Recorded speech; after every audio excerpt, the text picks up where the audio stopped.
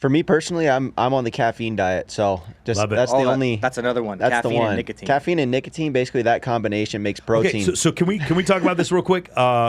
Alex Hormozy kind of going back into nicotine is cool again. Can you talk about so a lot of people hear nicotine, they're like, they just think of a dirty smoker, but you're talking about gum and shit like that. Yes. Can you go into that? Kind of like this gum right here that I have on the table. It just looks like just a little normal square of Nicorette. gum. But you eat it, has like 2 milligrams, 3 milligrams of nicotine, and it just gives you a light buzz in your head, but not like where you're feeling messed up. You're not feeling like you're drunk. You're actually kind of locked in and focused. And that's what it helps for us for, is we call it the stimmy gum. And the stimmy gum is basically something that you chew, and while you're trying to lock in and focus and while you're working, and it helps us just basically build a tunnel around the monitor, hone in exactly what we need to get done and get it done in record time, usually. So first off, though, there's a quote by John Daly that rings true every single time, and that is caffeine plus nicotine equals protein. That, my friends, is a fucking fact. Yeah, no joke. It is. But there's actually, it's funny, there's actually new kind of studies coming out that nicotine is neuroprotective, which means that it prevents, I'm not going to say this as like a claim, but they're saying that it can prevent against Alzheimer's, dementia, and whatnot, because it sends blood flow to the brain. Neuroplasticity that you would maintain later in life. That's really interesting. For me, what I do is, because I like caffeine so much, I try to use as little as possible. So every time I do it, I try to cut it in half. So I've been using caffeine pills and a pill cracker, and so I know exactly how much I'm taking. Oh, no way. Yeah, you get a Vibrant, and you can crack them in half or crack them into quarters. And that's been really helpful as far as like trying to figure out how long it takes me. Also, I go to bed at 4 a.m. because I go out all the time, and I still want to be able to maintain this lifestyle while doing this. And I go to the gym usually around midnight. And I have a point at which I cannot consume caffeine any more past 12:15 a.m. or I won't be able to go to sleep. So there's stuff like that I do, but I try to use as little as possible. And because of that, it works better. Whereas before, it was like every time I felt sluggish, more caffeine, more caffeine. The intermittent fasting thing, I haven't eaten today. And I feel great. The thing is, the longer I wait, I don't ever have the insulin crash. Right. And so that's the thing that's been just so helpful when it comes to that. And I think a lot of people think that's crazy, but if I was trying to lose weight, one of the greatest things to do is if you push all of your eating into an 8-hour period, you're going to have 2 meals instead of 3. Like, that's the easiest trick right there. And then for a while, I was consuming 1,900 calories a day, and I went from like 235 down to like 209 from doing that. So I think that's another thing that I think a lot of people counting calories fucking works. Yeah, for sure. that's definitely a basic way to win right there. Also, the intermittent fasting thing that you're talking about, like when you'll notice, like when you eat like a heavy lunch, dude, trying to be productive after that is near impossible. And you're like, when you're kind of hungry, you're like almost you're on caffeine and nicotine, you're like kind of edgy, you're like really focused. Yeah. I think it's a superpower, to be honest. I'll tell you one more is like I started so I would call it like 1 unit of caffeine. So I would have one before my 4 o'clock call and then one before the gym.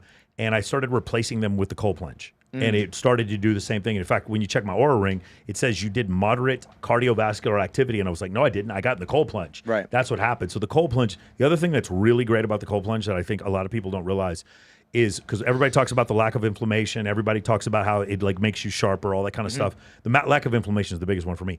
But the main thing that I think it's really useful for, you go out with a bunch of friends and you guys eat at Mastro's, and you had a big fucking meal with a butter cake at the end, and you're just like fucking tired, you got to get work done. I get in the cold plunge, I don't feel full anymore. It is crazy how that works. It is what that bloated, gross feeling you have when you, especially if you eat clean and then you have one day where you eat dirty, it fucking completely, sometimes you get a little itchy because you had some McDonald's French fries.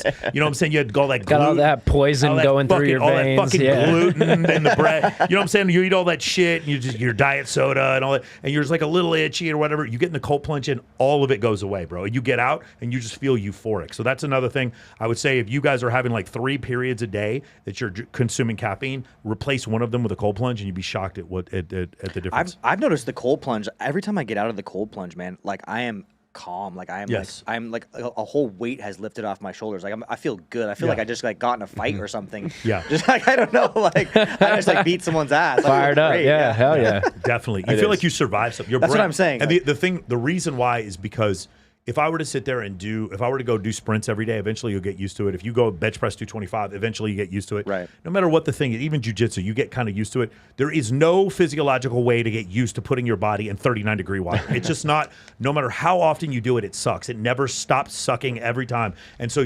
that feeling of euphoria and survival that happens afterwards, you get it forever. It's crazy that you get it forever. And I know, I talked to Austin Dunham about it. He goes, yeah, I did it, but it's like, I hated my day because I was terrified and I was just dreading doing the goal line. So I just took it out. And for me, I just love the feeling afterwards of doing it before. And the other thing is because you're so cold, a lot of times you can have sex for a long time afterwards because you're fucking cold. That's what I was going to say. And then it just like warms you up. So like if you ever have a girl or two over, like it's really good to do the cold plunge right before. It's I've just something I've noticed. What I've been using it for is after the first round, it shortens the refractory period. You hop in the cold plunge. As soon as you warm back up, you're ready to go round 2. All of this is true. Isn't it pretty bad for size though? As soon as you warm back up, you gotta wait. That's for sure. Yeah.